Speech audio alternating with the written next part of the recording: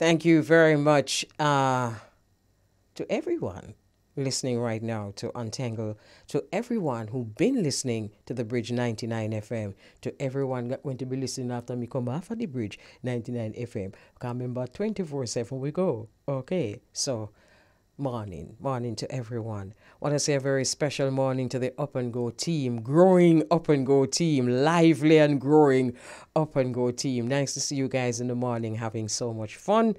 And of course, a very special morning to the Untangle team, always up and running.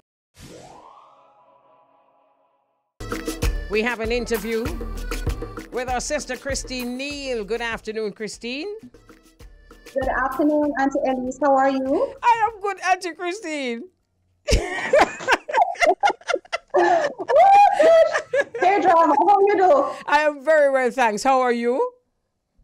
Medea, I'm Yeah. wonderful. I'm happy. Thank you for this opportunity. All right, wonderful. All right, so for those who don't know Aunty Christine, here is our chance now to find out more about you. So I know that you were born in a family of storytellers. And for those who don't know, as we celebrate our heritage, you know that this is how we originally learned things. You know, it was a spoken word. It was passing on information from, you know, in a storytelling form. So it's something that's very, very special to our history. So tell us about your family of storytellers. All right. My mom, my dad, they grew up in the country. So they told us their stories from their formative years, how what they did as children, how they worked, how their parents treated them, and the distances they had to go to catch water, to move the cow or the goat or the yam or whatever it was. And then there's this time of my dad, he would tell us about stories where they encountered duppies. Those are scary stories. But you know, you're walking in the bush in those days, there's no light, no electricity, so to speak. So they had to use the bottle torch, the kerosene and the wick or the newspaper they use as a wick. And when you're walking on the road, you hear all sorts of sounds and your head raise up big, and the banana leaves or whatever it was, walking through cemeteries, it was really an exciting experience for them. But in those days, I guess they weren't scared because, you know, their parents were great storytellers too. So you just had to brave it up and get to do what you need to do and don't get beaten from them. So then they never really worried about duppies, so to speak, but they have very exciting stories. Okay, you know, I guess most of us heard about, especially those of us who have parents a certain age or grandparents or even great grandparents, we heard about the distances that these people would have walked for catch water. And when them back turn, we would have said to ourselves, everybody walk 3, 4, 5, 6 miles, so hey, nobody never live near nowhere. So I guess it's the same stories that you heard, that we all heard about this distance that they had to walk. Yes. All And right. even before when they used to go to school, it's not like us. I see children who live down the road, take the bus to go to the next bus stop to go to school. Their parents had to walk miles to go to school. And before they did that, they had to do their chores before that was done. So, you know, they had to get up really, really early in the mornings. Yeah, that's true. And oftentimes them walk barefooted. Yes, barefooted. Absolutely. All right. So you tell your stories in an animated form. And although perhaps our ancestors did not think of themselves as animated storytellers, but indeed they were, because they made it come alive. That is what I love about these stories. When I see my children animated, when they're reading a story, the excitement. I mean, my kids would be sitting down and would have the hand under the neck like this, and they're laughing. I said, "What am I laughing?" But they are in the book because it's just bringing up all these wonderful experiences for them, and they're enjoying themselves. And that is the first thing. You have to learn to enjoy these stories. And I had to set that foundation from the start to get them to have that passion to Right. enjoy a story. All right. I see a picture on screen here now with you and some young ones. Tell us about how you are carrying this message across, the message of our past, the message of our culture, particularly to the pre-primary ones. Yeah. All right, we grew up hearing about the cow jump over the moon and the little dog laugh and all sorts of things. Now, you have to take a practical approach to some things. Yes, the dog can laugh, but he uses his tail to laugh. Right. If I'm skinning teeth, watch out, he's going to bite you, right? Right. How does a cow jump over the moon? It's not possible unless he's going to jump in the river, looking at the reflection of the moon and probably drown if he can't swim. Right, but what I had to do, what I'm doing is, when I read these stories to my children, I said, okay, so this is the story.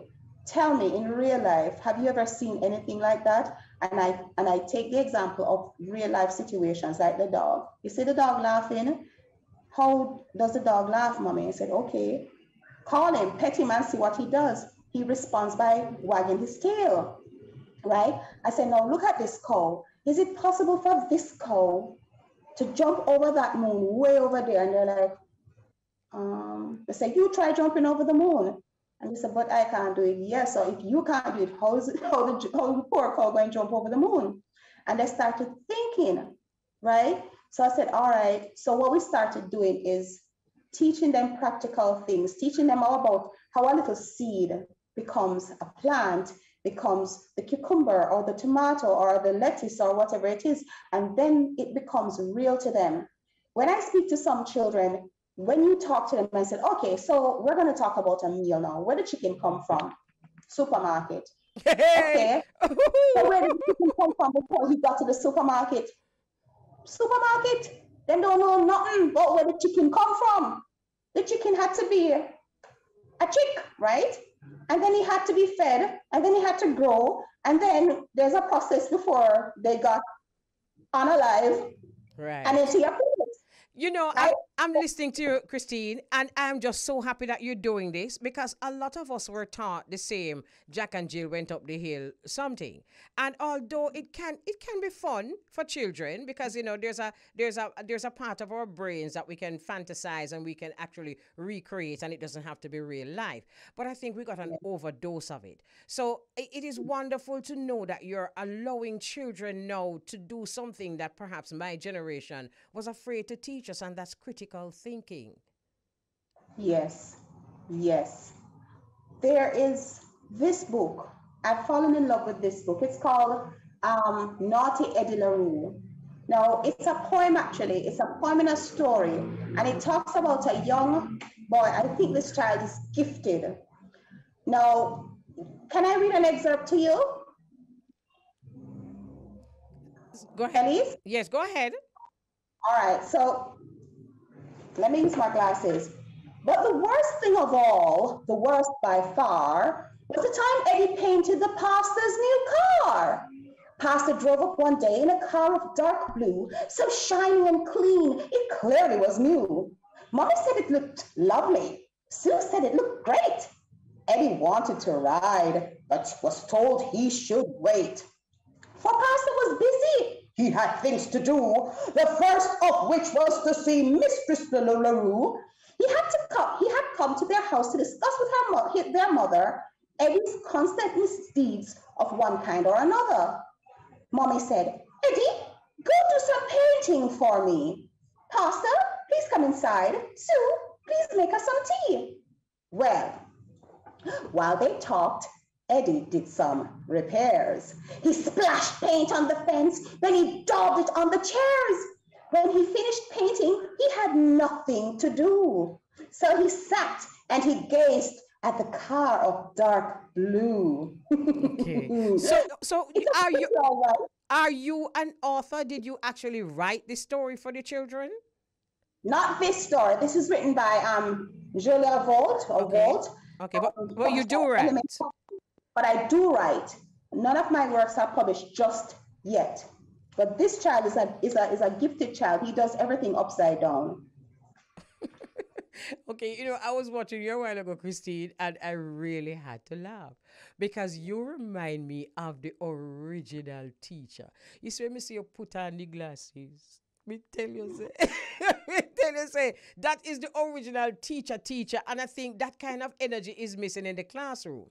My question to you is, okay, you are an animated storyteller and it makes a difference in the classroom. Do the Yeah. children that you are actually reading these stories to, do they get a chance to act out what they hear or what they feel or what they have created? Well, that happens during the initial part of my readings. I first of all get them engaged by we kind of give them an idea of what is on the book, what do you see, and they will give their feedbacks, and then we make the sound of the rooster or whatever it is inside, and then you'll hear people, students participating, or they'll be looking at the pictures and say, "Auntie, see the worm there, or see the bird there," and when it reaches a suspense part, they're like, what happened to the dog, or what happened to the cow, or what happened to the rooster?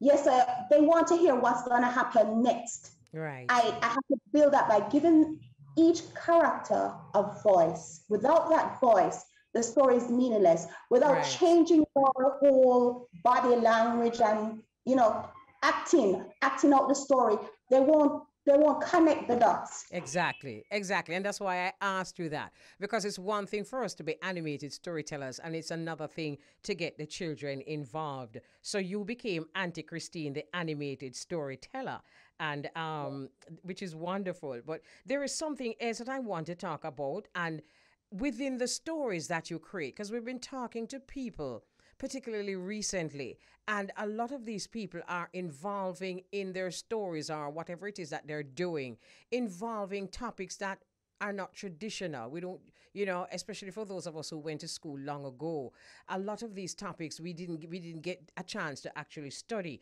So you also involve in your storytelling how to deal with pain and how to become a better version of yourself. How do you do that? You deal particularly with children of pre-primary age, right? Kindergarten age. Am I right?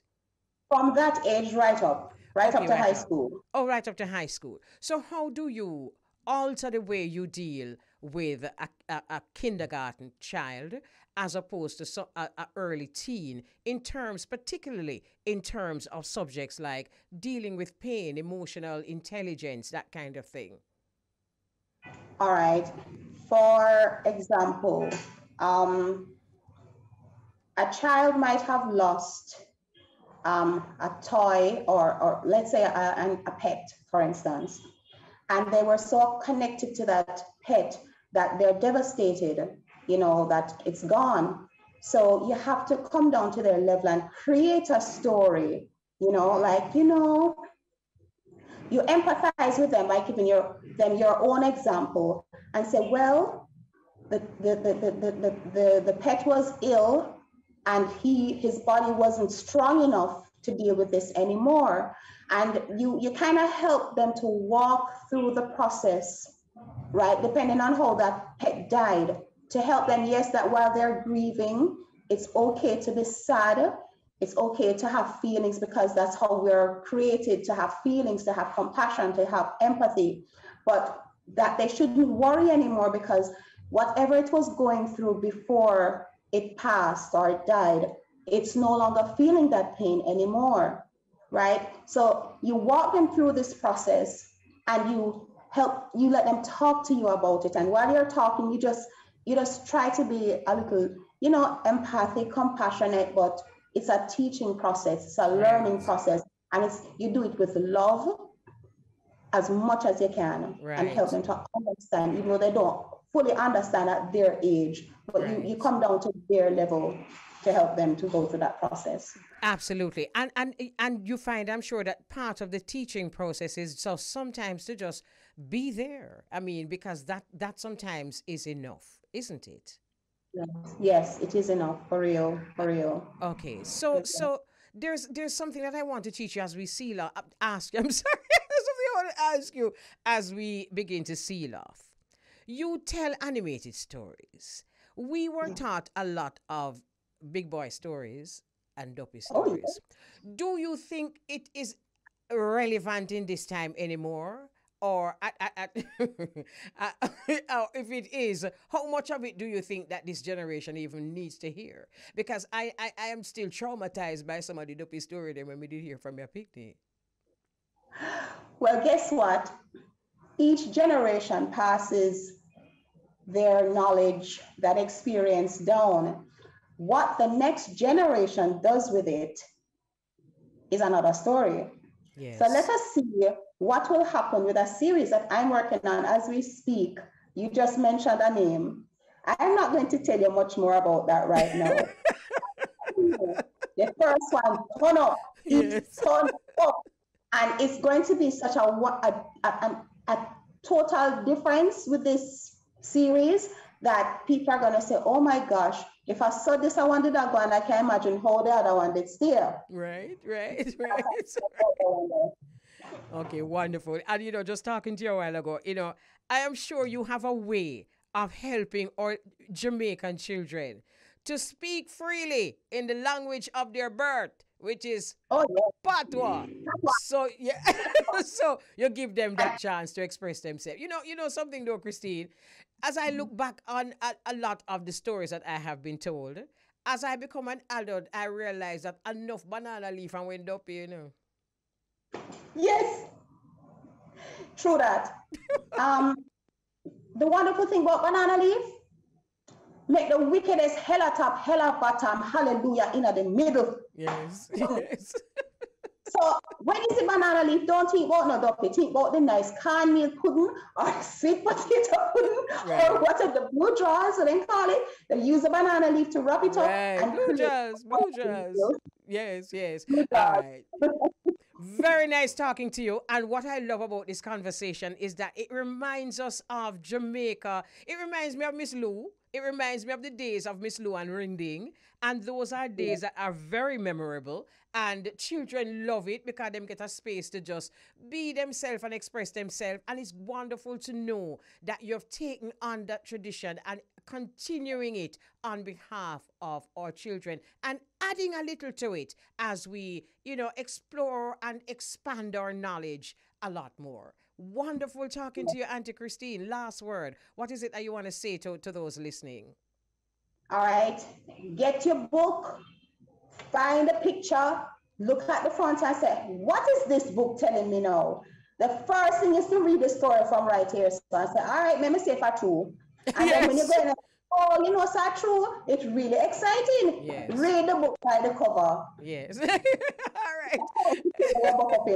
All right, Christine. Auntie Christine, thanks again. And again, we say a wonderful thing to teach our children is critical thinking. Is it true? Does it make sense? It sounds like a fairy tale. You think is lie. And if them think is lie, they must be given the space and the respect to say, Miss, me think is lie. So anyway, thank you And very another much. way too, I do visit the schools that we to have that experience. So all they have to do is make contact with me. Either they send a message on the WhatsApp or they send an email to animatedstoryteller .cnw@gmail.com or call me, text me at 1-876-588-0883. Thank you very much, Auntie Christina. What a nice picture in your bandana. I know that you're inspired by that great woman, Miss Lou. Keep it up, I right? was back in school, I took that picture. Have a Nice to wonderful rest of the day, all right? talk to you too. Thanks a lot. Bye. Okay, wonderful. I love to do these interviews because we meet all different kinds of people and all different kinds of Jamaican people. Thank you very much, Auntie Christine. And Auntie Christine is an animated storyteller, and it is very clear that she loves what she's doing and she does it for the children. Oftentimes we find ourselves in a situation where we think that our truth is the only truth and it doesn't resonate with others' truths, and we find that it resonates. And one of the truths that a young lady spoke about is is just having few options from school, and this has been an issue from I was going to school, and an issue from those before have been going to school, and we start wondering if it is not purposely done.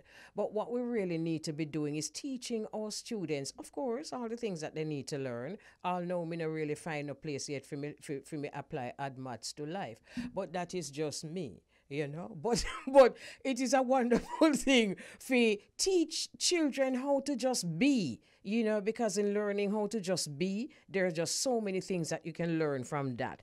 And another young lady, I think it was a young lady who mentioned about, you know, not being afraid to make mistakes. And as parents, it's just natural that we don't want our children to make mistakes.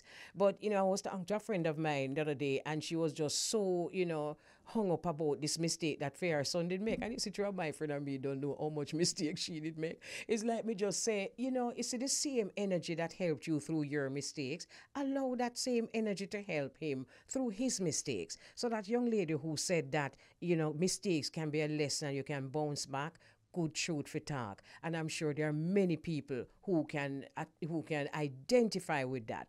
I mean, that's why we pray for people, them, you know, them going to be themselves, them going to make mistakes, and we pray that them learn from their mistakes and bounce back. My sister Della, one of the things that I really love about you, and one of the reasons that we celebrate you, is that you are always concerned with the fate of your people. Always concerned. However, I particularly invited you to celebrate with us because I wanted to celebrate sisters, though not born in Jamaica, have claimed the island and the genre reggae as their own, and who better to do that than you. So welcome again. All right. So tell us your history as a little girl born in Georgia.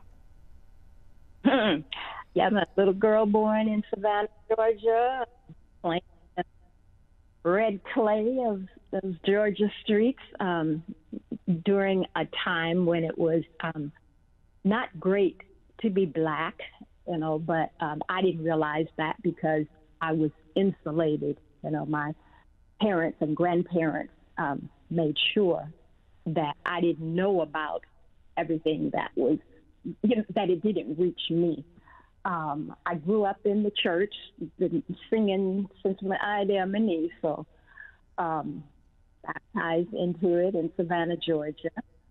And when I was 11, my brother, sister, and I were brought to California by my grandmother because this is where my father was stationed. He was in the Navy. Okay. So we came here, became a blended family, and you know, the story just continues right on up until I became an adult. And one day, my brother, he introduced me to Bob Marley on the underground station, because, you know, at that time you couldn't really get reggae music in the main via the main avenues. So he had a little hookup, and he introduced me to Bob Marley. And I was kind of hooked ever since then because it was conscious music. And I don't know, I guess it's just that African part that's in me, and that part of being born and raised in the South, and, you know, all of those things that make up the sum total of me. But I've always been concerned about the plight of my people. Mm-hmm. And it pains me sometimes just to see that we're our own worst enemies. You know, we're giving those that would like to wipe us off the map, we're giving them a helping hand. Absolutely. By committing black-on-black crimes everywhere. So your love for reggae actually started from Bob Marley. How old were you then? Let's see.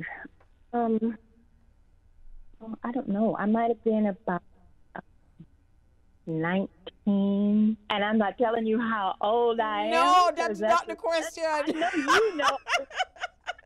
And I'm not telling everybody to listen, because that's I disclose that on a need-to-know basis. And everybody knows Passport, them kind of something there. Okay, so you were But it's been fortunate a minute. enough to meet Bob Marley and to have Bob Marley influence you. What was the genre of of the time in your younger days? What were you? Well, I kind of know, but tell us still. Because the same thing that was Yeah. influencing you back in the day was actually influencing us here in Jamaica. But tell us. Yeah, that's what I came to understand. Yeah, we were listening to, all of the R&B stuff, the real music. I call it real music because it was music that actually said something. It was quite different from a lot of the music today.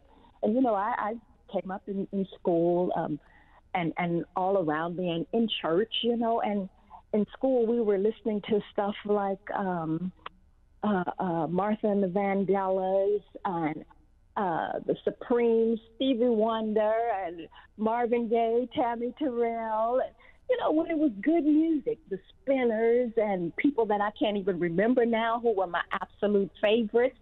But it was during that time, and it was just a wonderful time for me. It was just a wonderful time to be alive. Right. The music sustained me. I can tell you that. The music sustained me, even when I didn't even know that it was sustaining me. I hear you. As we speak, Beauregard, they're actually showing that video that you spoke about on CNN. So I'm seeing that video live here now on CNN. Okay, so is there anything you want to ask Sister Della before we move on? Sure. Sister Della, I wanted to go back to a previous question. You spoke about coming up in the South in Georgia, and how much your parents took care of certain things while you were growing up. When and how were you exposed or realized the plight of black people here in the U.S., the racism and the systemic obstacles? I saw it because, we had separate water fountains for black people and white people. And, even when we made that trek with my grandmother from Savannah to California, there was a certain space where we had to sit in the bus. And when we went in department stores, there were certain places where we had to enter. We weren't allowed to enter in the same entrance as the whites. So I realized it, but it was just normal to me. So I didn't know anything better. And I knew that they always kept us close, because they were, they were like killing black people, not far from my home in Georgia. They burnt a black child just because he was black. So those types of things, I saw them, but I was insulated from them, and I considered them the norm as a child. But my family protected me from that. And then when I grew older, then I realized everything that it was. And I went to a segregated school, but again, that was normal. So, it was just life. Can you believe that as normal? When people talk about a new normal, it frightens me, because that was normal, as my sister just suggested. It was normal, and it is so abnormal. Yes. And which is why I said the police, the way the police responded in this new incident, it's not surprising. It's just appalling to see it all the time, Yes. Sister Della, you talk about all the American greats that influenced your taste in music, and mentioned before that when we talk to the greats, the Dennis Browns, the Bob Marley, the Freddie McGregors, you just name them, the Delroy Wilsons, they would always go back to the same set of people that influenced you, black Americans who mastered the music. And here you are now saying that, not that you've put that away, but you are now being influenced by those who were influenced by the music that you grew up on. Explain what it is about reggae that captivated you. Reggae, as I said, it was Bob Marley, and it was the message. He was talking about change, kind of Malcolm X, but in a Bob Marley kind of way, and for some reason, I have always gravitated to that. But it was just that music, and there was hope in it, and the call to stand up, and do something about it. And don't wait for somebody else, that great Savior, because that great Savior is not coming. Mm-hmm. That great Savior is the one with his foot on your neck. So don't wait for that. Get up and be about yourself. Yeah. Yeah, he ain't coming. He ain't coming at all. So don't even wait for that, because it's just not happening. Mm-hmm. So that's why I gravitated to that, and then it just evolved and kept going. And then one night I heard a song that it was an advertisement. I heard a song by the Twinkle Brothers, and then I was just, I think it was Faith Can Move Mountains or something. And I was like, I have a faith-based background, mm-hmm. and that touched me. So, it was just one thing led to another. Right. We talk about reggae, and oftentimes we talk about reggae being a revolutionary genre. And indeed it is, because I can identify in the sense that I remember being somewhere long ago where I, first started playing music, and I would play R&B, and I would be so excited about the music of R&B, the chords and how they flipped it. But I was always a little disappointed about the lyrics, because it was usually a man or a woman just talking about a love that them have for one another, where you have for God, and that really wasn't taking us anywhere as revolutionary, or our rights or human rights. It wasn't taking us there, but reggae definitely did that. Yeah, you had some later. It came along. Stevie Wonder, those types of, and even Marvin Gaye back then.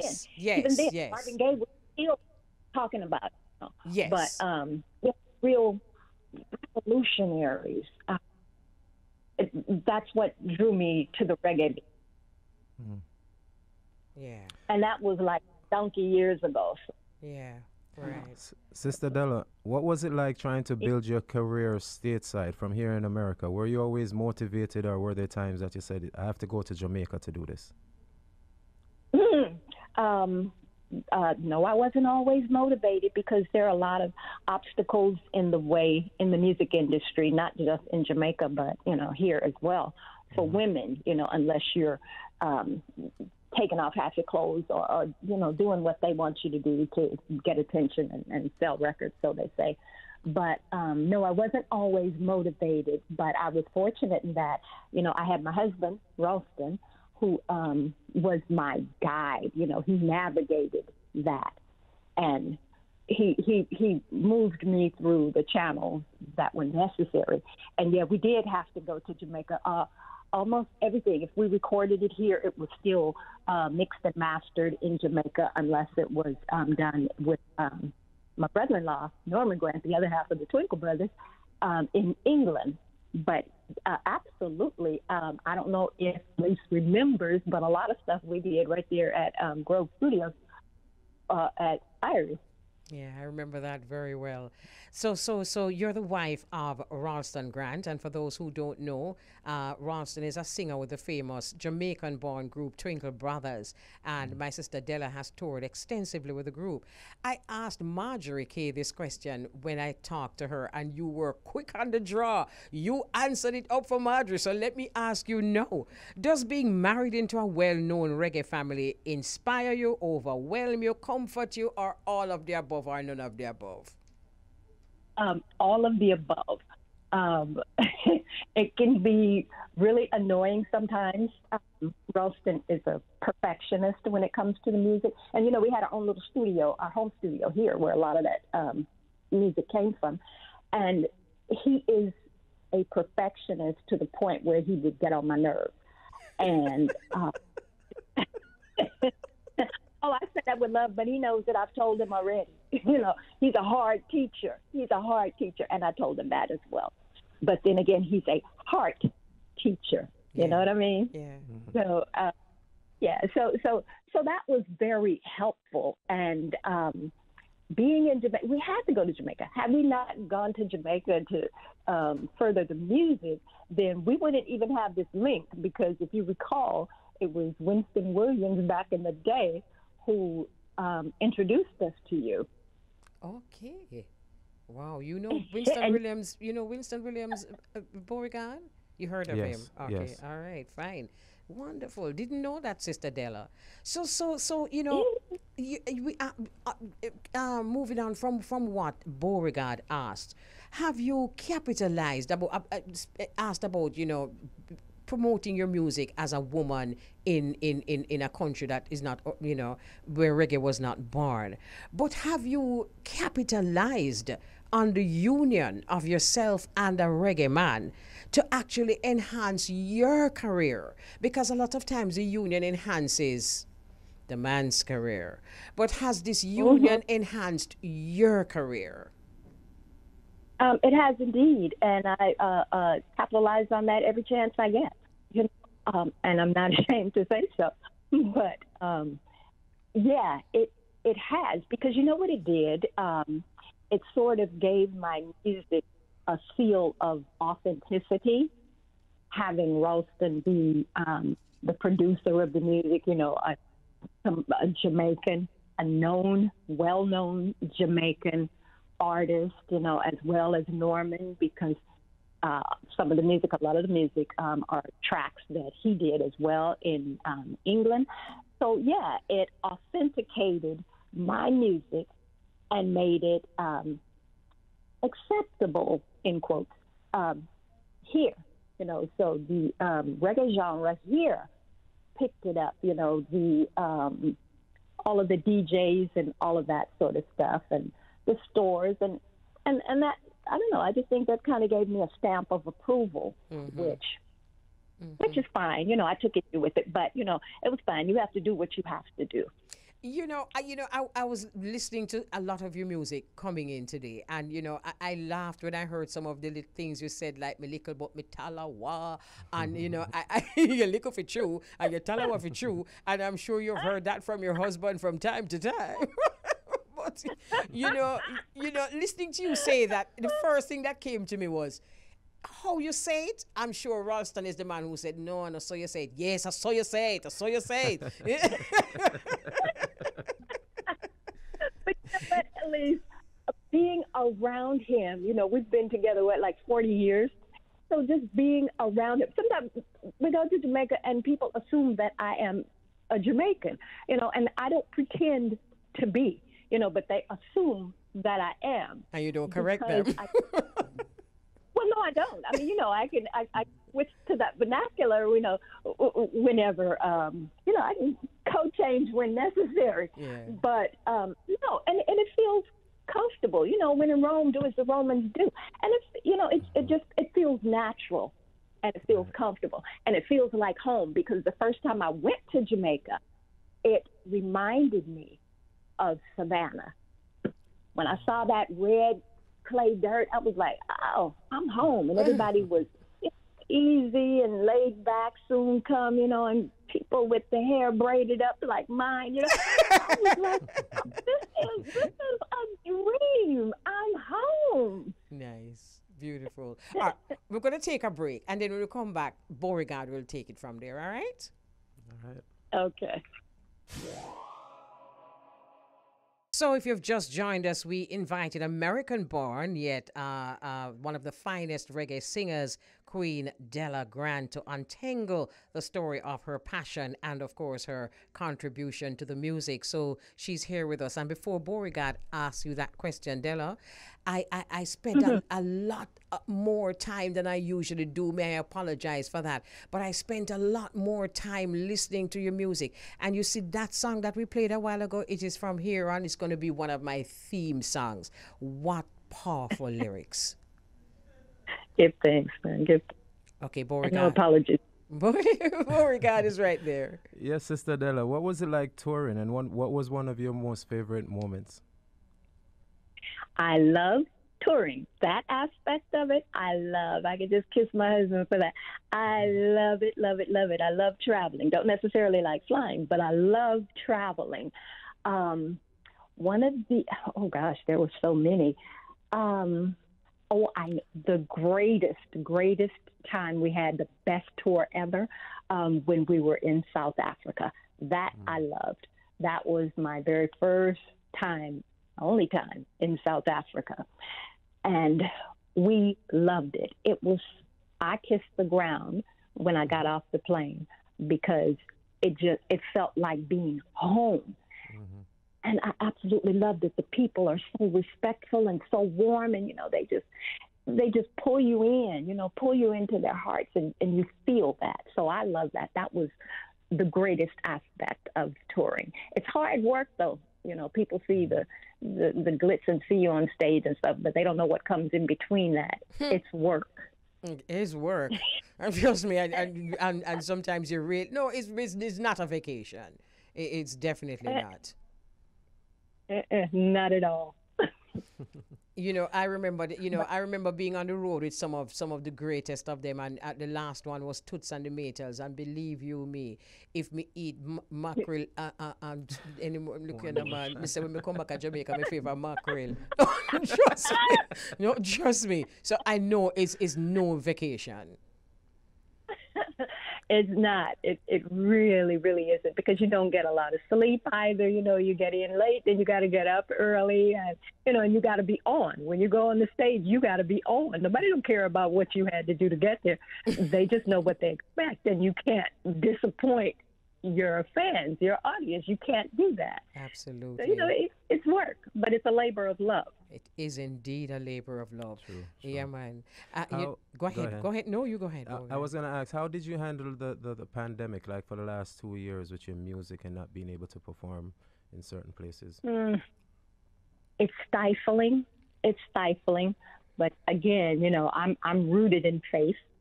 Mm-hmm. I just figure everything happened for a wise purpose, and if he brought me to it, he'll bring me through it. So, I just do what I do to keep me and my family safe and keep on. We were working from home for over a year, and you just kind of became accustomed to it. So you know how to live and survive through a pandemic. And it's not over. So, we're still doing it. They're loosening up some restrictions, but we're still there. Mm-hmm. You recently enrolled in college. I don't know how recently, but I was listening back to your little clip that you did for us here at Untengle. And you enrolled in college to pursue a degree in African American Studies. First of all, congratulations on that. Okay. And secondly, what was it that actually influenced or inspired you to do this? Partially the pandemic. I was sitting here, I had time, I said, why do this? I had already started that at several junctures of my life, and it kept getting put on the back burner because of life. So I said, okay, I'm going to do this now. This is like my goal that I've set for myself, and I hadn't accomplished it. And that little niggling in the back of my mind that bothers me when I haven't done something, it kept eating at me, like that thorn in my side. So I said, I'm going to do this. And here I am. How has it been so far? Because this is an inspiration to those who want to go back to college at a younger age. so yeah. Yeah, thank you for that. Yeah, I tell my kids all the time, it's good because it's waking up this older brain, all the things that I thought I forgot. I find that once you stir around in there a minute, those things come back. They come back to mind. It's different. Right. It's different. I'm the oldest student in my classes, and that's fine. And they like that. They respect that. Right. But yeah, nothing beats a failure but a try, and I'm going to continue until I achieve what I have set out to achieve. Wonderful. Beauregard? What can we expect from you in the near future? Any new music, anything coming out of the studio? What's in the pipelines? I have some music in the can, some stuff that I did with Barry O'Hare and Shy. I'll probably be releasing maybe an EP or something like that, but just putting some stuff out there again. But yeah, I have stuff. I always have stuff, and I could have more because my husband is a maniac when it comes to making these rhythms. I just took a break for a while. Okay, it's now 1:54. It has been absolutely wonderful talking to you, my sister. And I am so happy that we got a chance to. You've always supported whatever it is we do. And it's like the Most High said to me, come on now, come on now. Come on now. It has to be Della. Your music is and has always been a celebration of African pride, African glory, African beauty. It has been a celebration of life and thanksgiving. You're a warrior for human rights and justice, particularly in the space where those rights are being violated. Just want you to know, my beautiful sister, that we celebrate you as a warrior queen, a daughter of the soil, a daughter of the dust, and a black rose. Thanks for being. Give thanks, give thanks, give thanks, give thanks for it, guys. Thank you, Sister Della Grant. You're an amazing person, and I truly respect you and continue to fight for us. We need more people like yourself and Sister Elise.